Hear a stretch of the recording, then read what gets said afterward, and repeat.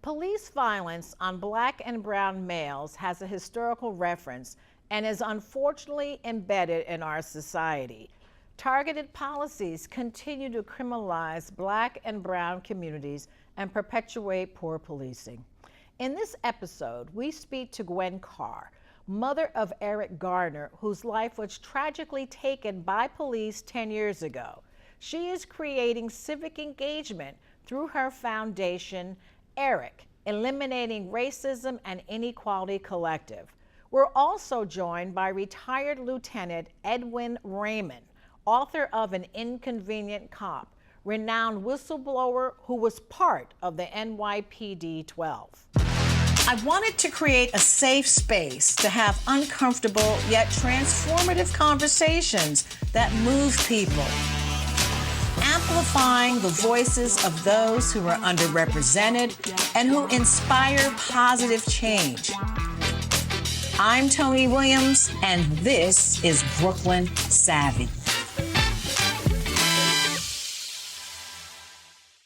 Brooklyn and beyond, I'm one of these people that just gets excited about social justice. I get excited about unpacking issues that are related to structural racism. It just excites me, right, Jennifer? You know, we work together in this space, and to be able to talk about the police department and policing of Black and brown people, I think is a critical discussion to have. And we always speak with the lens of how do we solve it? You know, we don't just describe problems, we want to solve these problems. So with that, let me introduce Gwen Carr. Hello. So nice to have you now. You are Eric Garner's mother, and you are the president of the Eliminating Racism Inequality Collective, ERIC.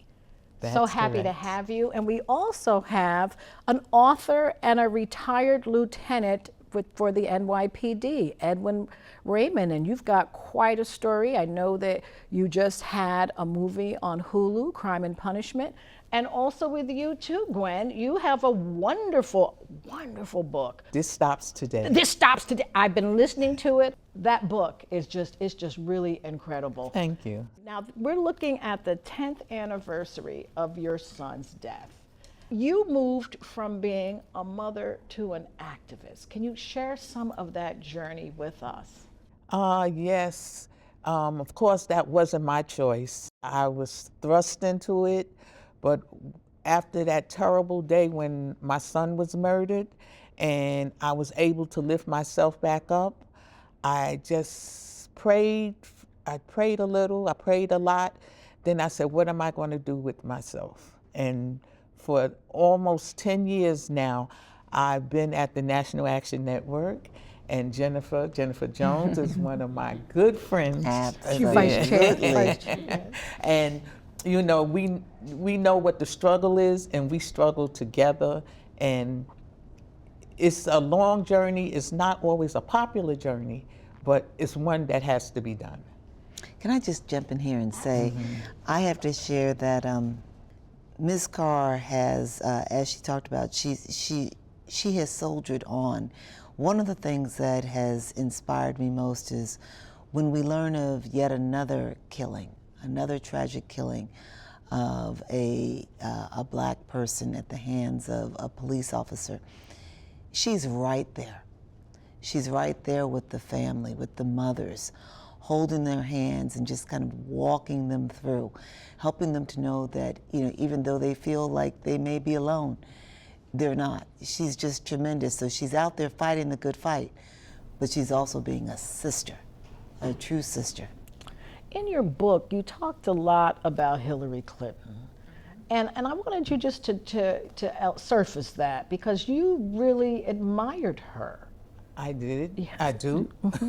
Yes. Because she's a regular person. When you meet her up front and close, when you're with her on a daily basis, because myself and 5 other mothers, we campaigned for her. We went all over the nation. And she was so, you know, we first met her, and she wanted to know our stories. And we told the stories. Her crew was with her, but they didn't take her notes. She took her own notes.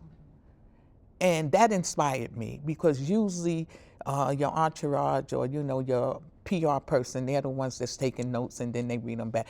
But no, she took her own notes, which she had already done the research, and she was genuinely caring for us. And when they asked if we are endorsing Hillary Clinton, I says, of course, because she endorsed us first. Now, do you find other elected officials, but not that you have to name any names, but how's that relationship been when you're trying to move something? Well, there are some elected officials that are with me 100%. Then you have some that's lax and laid back. And when I'm trying to get bills passed, I go to the town hall meetings. I go where they're having the meeting, and I do roll call and ask them, why are you not supporting me? Right up front. So, so I put them on the spot. And that has worked somewhat, because then they say, oh, well, I'll sign on.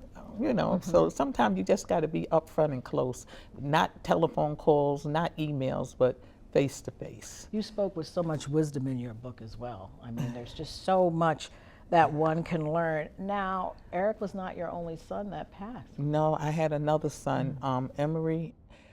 He passed. He was upstate New York, in Troy, New York. He went on vacation with a girl, and he got robbed and killed. That was 26 years ago.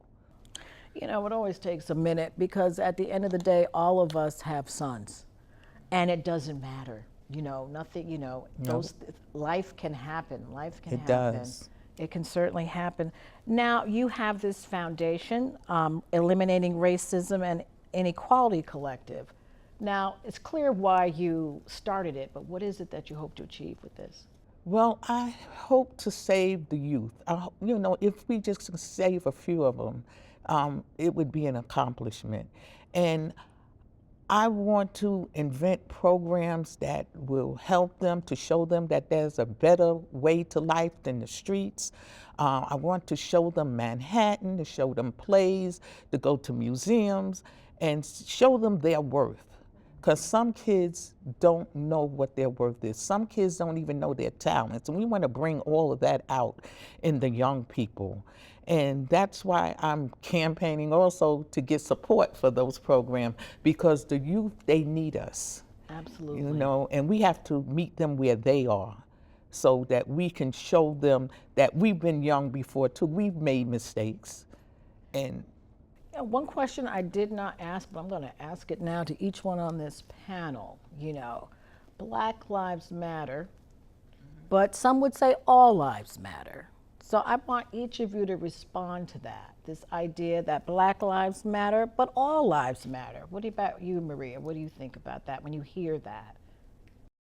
So yes, all lives matter, but I get so annoyed when there's something, an initiative, when there is something that is geared towards saving our lives, towards saving Black lives, enriching Black lives, and then people want to dilute or take the focus off of it. That annoys me. And so while yes, all lives do matter, right? I totally believe that. But Black Lives Matter came out of situations that were targeting Black people. Where our lives didn't matter. Right. They were targeting Black people. So if this came from targeting Black people, then why now do you have to dilute it by saying, well, yeah, but everybody. Well, yeah, we all know everybody. It's everybody except Black lives. Okay, so I won't get going anymore. What about you, Gwen? Because you mentioned, you spoke about that, I believe, in the book as well. Yes, as you said, Maria, all lives matter. All lives are precious.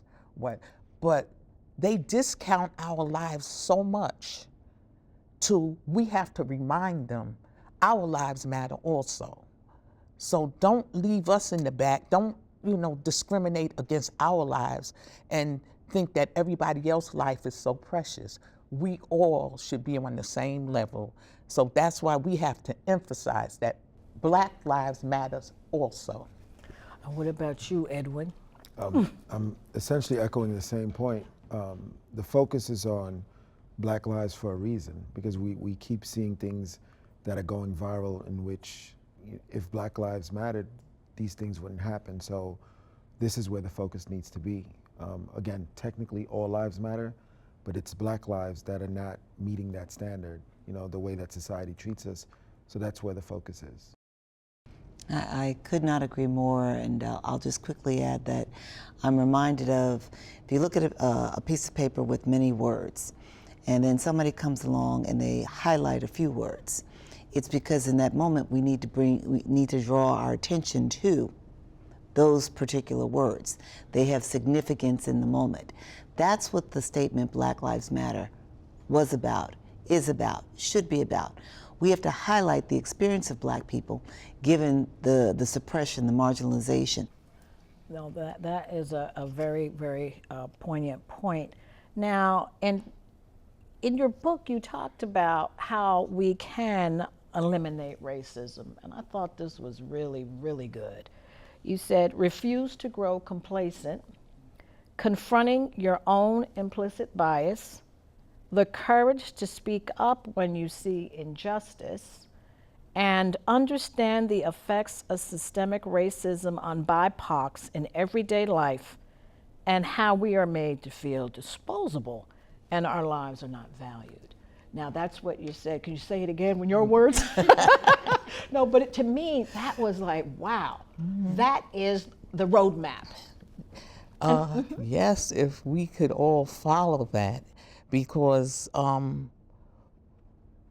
as we were saying about the Black Lives Matter, people are discounting us so greatly, and we are disposable. Nothing happens when something bad happens to us. They get away with murder, whereas when our counterparts, when our white brothers and sisters, if one of them are murdered unjustly, it takes a whole different approach. And we can't have that. We have to fight for all of us to be treated equally.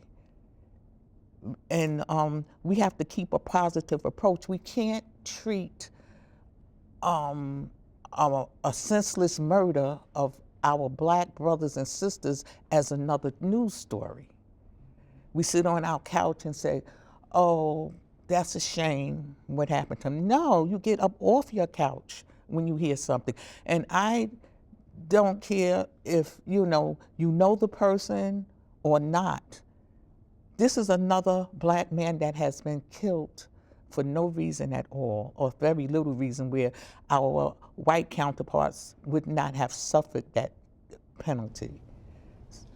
This is why we celebrate at National Action Network and around the country Ms. Carr, because her pain, some might say, would give her a pass. She could sit the next one out, and the one after that, and all those that came in the last 10 years. That she could sit it out, but she doesn't sit it out. She leans in all the more. Fannie Lou Hamer, I'm sick and tired of being sick and tired, but I'm still out there. And there are a lot of us who say, well, I'm just tired. Why I gotta fight this fight? If not you, then who? And that's what she embodies. And I would say too that in its own unique way, it keeps your son so alive in you. He's still so alive in you, because we know that this body isn't what we are. It's our spirit, it's that energy. So that is in there. Now, I want to talk more broadly now about policing. So we have a historian with us, Dr. Maria De Longoria. Talk to us about the history of the police department in this country. So the police department, there's been law enforcement around forever, right? And it's taken different forms. I know we were talking earlier about the slave patrols, particularly the ones in North Carolina that had the oaths, right, that we were talking about. But I think one thing we need to understand is there was always some kind of policing, for lack of a better word, but groups of people who would patrol or stand guard. They were called night watch, right? So they always had some kind of night watch. You can find references to the night watch in the Bible. You can find them in ancient England. You can find them all over the place. And they were used to kind of control crime, to control that when it was in this country early, cattle rustlers, things like that. You also had sheriff's department, right? So those were all different kinds of ways of controlling and safeguarding personal property or what have you. What became unique here, particularly in this country, is out of those slave patrols, right? You see a legacy of institutionalized racism, of embedded bias in behaviors, in practices, in psyches. So there were laws during enslavement, right, against enslaved people and free black people. I'll give you an example of one. It was illegal for 2 or more black people to stand in public without a white chaperone, right? That was a law. And you could be stopped, whether you were an enslaved person or whether you were a free person, right? So that's how far we're going back. Well, we can still see that today, right? Any corner, you see 2 black men standing in a corner, somebody thinks something's going on. The police either stop, women will cross the street to go to the other side of the corner, they could be at the bus stop, they could have just come out of the store, but that is so ingrained in our society. I have to agree with you because I remember saying to my son, don't roll more than 3 deep. Right? And I don't even know where that came from, but I just knew if it's more than 3, you're going to draw attention to yourself. There were laws on the books, and I would not go as far to say is that their laws are no longer on the books, because a lot of times the laws never come off the books; they just kind of get buried. But you see, the practice continues. Even if somebody doesn't say, the trainings, the teaching, the culture, right, of the police departments, even of the sheriffs, of whoever it is that's doing the monitoring, right? Because you could go as far as say bounty hunters do the same kind of thing, right? And so anybody with that kind of a mindset, engaged in that kind of activity, still follows and targets black people in their policing activities or their monitoring activities. So what do you think about this, Edwin? Because you have written a book, Inconvenient Cop. You also have a movie on Hulu that I think Brooklyn and beyond should watch. It's Crime and Punishment. Talk to us about now you're retired, so I guess you can say what you want to say. Well, I always been saying it. Yes, you did. Yes, you did. You're a brave brother. Yeah. He is brave, brave, brave. Yes. Yeah. So, I mean, everything she said has validity. But as someone who did 15 years in the police department, recently retired, one thing that's been missing from the conversation is the justice-minded. There are people employed by police departments and law enforcement who don't agree with the detriments, but the atmosphere in which they can say something, it doesn't exist. It won't be a soft landing. A lot of cops want to say something or disagree, because policing is nowhere as autonomous as people might think. A lot of layers. Yeah, and seeing Ms. Carr here, I'll never forget that day in July when I was driving early in the morning, someone sent me the video of Eric, and I didn't watch it till its entirety. I was like, look at these cops looking for their quota, right? I didn't realize that he did not survive that encounter until later in the day.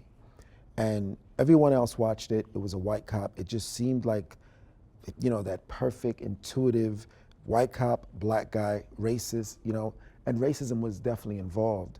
But what I saw was the embedded, lasting, systemic racism in the form of pressure for arrest and summonses. When you're a plainclothes officer, you not only have a quota, it has to be a felony. Depending on how many untaxed cigarettes you sell, it's a felony. That day, seeing the way that Eric responded, because I've spoken to officers that have arrested Eric, and he's always respectful. But that day, he put his foot down, because at that moment, despite anything he's done before, that's not what was going on. So why couldn't the officers just leave it alone? Because you got to get 4 felonies a month, and untaxed cigarettes is a felony. So my colleagues and I, we watched it. Despite the officer's personal biases, what we saw was he's trying to get his numbers for the month. And this is why when I became a whistleblower less than 2 years later, that was my fight. There were other things that I needed to attack, but I knew I'd only get one shot. So I thought to myself, what shot could I take that would give the biggest ripple? And I said, if we could simply decrease unnecessary police encounters by way of arrest quotas, summonses, and stop and frisk, right, pressure, then mathematically, you know, we're gonna, just those less encounters is gonna lead to less incidents that become deadly, because we have to look at the insidious behavior. Yes, every now and then it aligns and we lose someone and everyone is enraged, as we should be, but the everyday behavior that leads to that, that's my fight. Because we could prevent a Sandra Bland, an Eric Garner, a Philando Castile, because every single one of those situations were rooted in police quotas. You know, as you talk, I can't help but think about all of the data, the research and data that helps us to appreciate the over surveillance, the over arrest rate, the over incarceration Is that like rate. the broken windows? Well, that's how they term it, broken windows. Right. But you know, but what you're really speaking to is how it's all tied to quotas. And keep in mind that it's not just like, you know, like how many felony arrests, but like there's money attached to that. Revenue for the city, I revenue imagine. for the city.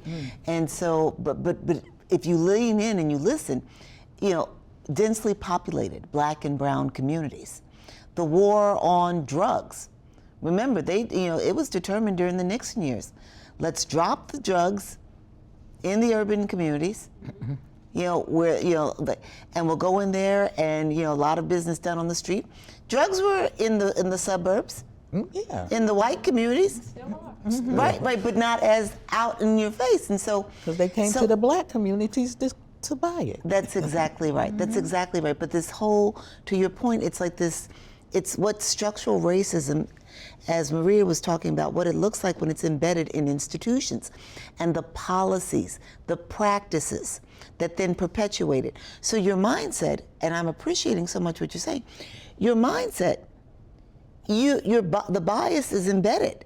It's entrenched, and then it's reinforced by the policies that you have to uphold, that you have to adhere to. I think about when we talk about the criminalization of poverty. That's right. Can you speak a little bit about what that means for those who may not? So it's twofold. One, it's, you know, and I'll just use New York City as an example. In New York City, the 10 community districts with the highest rates of incarceration pretty much are matched with the highest rates of race and poverty. Right? And so what happens is, and let me also just say, if you're poor, if you're struggling, it's not that you have a greater propensity to commit a crime, but if you are deprived of basic resources, you know, you might have to break into, you might feel like you have no choice to feed your family, but to go and grab something off the shelf. So that's part of being a crime of being poor, right? It's like you want to feed your family. So now you're going to go grab those eggs or that loaf of bread, and now you're going to get thrown in the pen for it, right? It's going in to the impoverished communities, and again, seeing that there's, you know, an abundance of people. So now let's do a little, you know, what had in the past was called stop and frisk, and now it's termed something else. What is it? Oh, But- something else? Investigative encounter. And there's still Investigative encounters. So it's still and the happening. numbers are high. Right, so you call it a little something else, but it's like, let me just ask a question. But where am I asking it? Who am I asking it of? In the Black and brown, lower income communities in the main. Not to say that if you're Black and brown and you have more money, you're not going to be stopped and frisked. Yes, yes. Right? Yes, my father was stopped But because it's he was just driving more a particular prevalent car. Yes, in exactly. lower income communities. So I want to add, so one of the things that made me very different as a cop, you know, I started at 22 years old, is I wasn't shy to speak about race with my colleagues, and even my very conservative colleagues. And to your point, right? And We can't be shy about it, right? And what they would always say is, well, look at the homicide rate. You know, why can't you see it that cops are there, more cops are there because of the homicide rate, et cetera. And this is where broken windows comes in, right? Because more cops are there, but those cops are then being instructed and pressured to get the low-level arrest with the belief that it stops the more serious things from happening. There's absolutely no empirical evidence to support that. So many studies have been done. It's nonsense. There's no correlation between over-enforcement of innocuous infractions and a plummet in crime. But this is what a lot of police departments carry. From my research, it's because after this starts in the mid-1990s in New York, other police departments, when they're looking for leadership, they go to either recently retired or retiring New York City chiefs, who then essentially recreate the whole structure in other parts of the nation. And once they get latched to the money that broken windows enforcement makes, they literally can't even afford to move away from it. You understand? So that's a trap. That's the cancer. And that's in some ways tied to some of the rhetoric around bail reform and raise the age of criminal responsibility for young persons. You know, it's like feeding that narrative. All of the talk in the last 2 years about how bail reform is what caused crime to rise in New York City. The data didn't back it up. It did not. It was not substantiated. And all across the nation, we were seeing a surge, a spike in crime. A lot of it was COVID related. But the narrative in New York was that it was all about bail reform and about raising the age, and that was done to reinforce, it helped to reinforce this like cop mentality. We got to go out there and take care, address these issues with these young people, because they're causing the problems here. Laws have so much to do with, policies, as you're speaking about. Now, the George Floyd Justice and Policing Act, what kind of movement is happening there? None. Because it's been put on the table. The Senate won't approve it. It gets out of the House, but then the Senate won't approve it. And I believe that they're not approving it because of the qualified immunity. So, and I think that is, you should take a look at that. If those police officers are against qualified immunity, that means that you're doing something wrong. Because qualified immunity would help both sides. And then, even like with the cameras, we could see where the wrong is and we could see where the right is. And then police would think twice about senselessly murdering someone if it wasn't qualified immunity. If their pension was threatened, if their homes and their families were threatened, we would have less murders, less over-policing. Brooklyn, you must listen to this book because it's very, very inspiring. And if you can share that title. This Stops Today. And it stops today. And then thank you to retired. And I am a Brooklyn born. and thank you so Born much, and raised. Lieutenant Edwin Raymond. Thank you for the work that you're doing. Thank you for your courage. Thank you. Thank you. Okay. And we will see you next time on Brooklyn Savvy. Really good. That was really